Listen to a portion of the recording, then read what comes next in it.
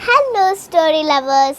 This is me, Srenika, with an interesting story, and it's from the book Liar. Before we go on to the story, I want to ask you some questions. Have you ever lied to someone? Did lying land you in trouble? And is lying a good practice or a bad practice? Let's see the answers in this story. Shall we go on to the story now? This week's story is A Liar Loses Trust. Our story begins with three friends, Thomas, Matthew and Tom. They were best of friends.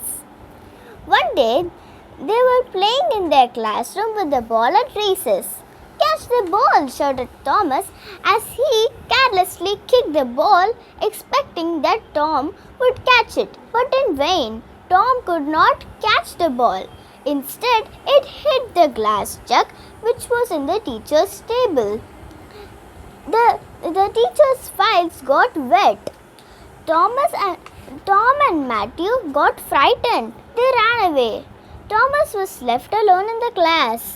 Thomas stood frozen. He did not know what to do.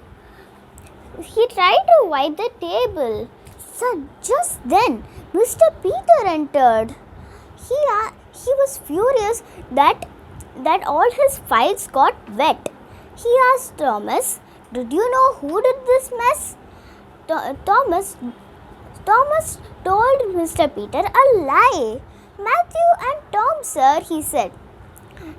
Mr. Peter asked, "Aren't you supposed to be in the playground at recess?"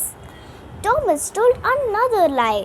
"I sprained my ankle last night, sir, so I'm taking rest in the classroom," he said. And again Thomas said another lie. I saw Matthew and Tom hit the glass jug, sir." After hearing this, Mr. Peter walked out of the classroom without saying a word. Thomas thought anxiously, "Matthew and Tom will be cross at me. They will make me feel ashamed in front of Mr. Peter and other students.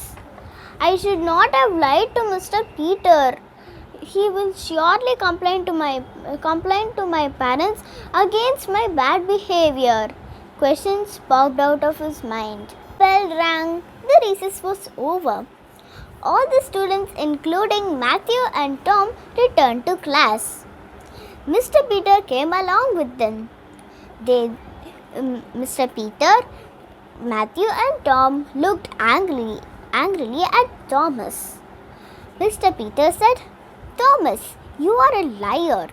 It was you who broke the glass jug. And you are the one who lied about your sprained ankle, wasn't it?" Mr. Peter said. Thomas was so scared. Not a single word escaped his mouth. Thomas turned to his friends. "I'm sorry, dear friends. I should not have blamed on you. I'm sorry," he said. That day, Thomas could not concentrate on his studies. He was still thinking about his bad behavior.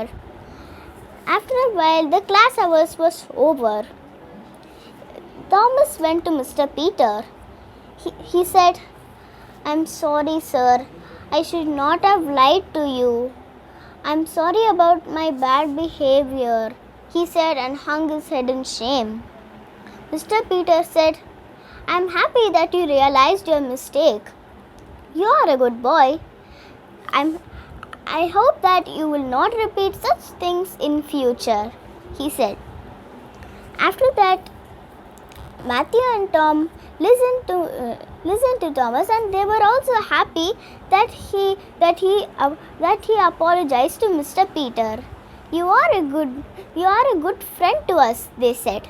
"Come on, let's play football," they said. The three friends started playing football.